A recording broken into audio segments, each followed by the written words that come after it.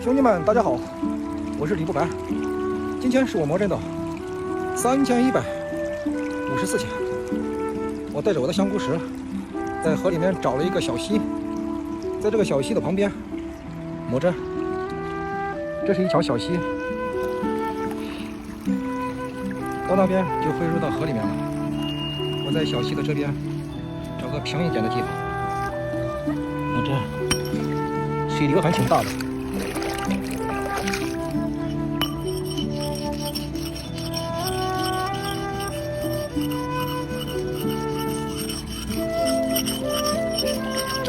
这里面连动都不用动，就给冲干净了，非常方便。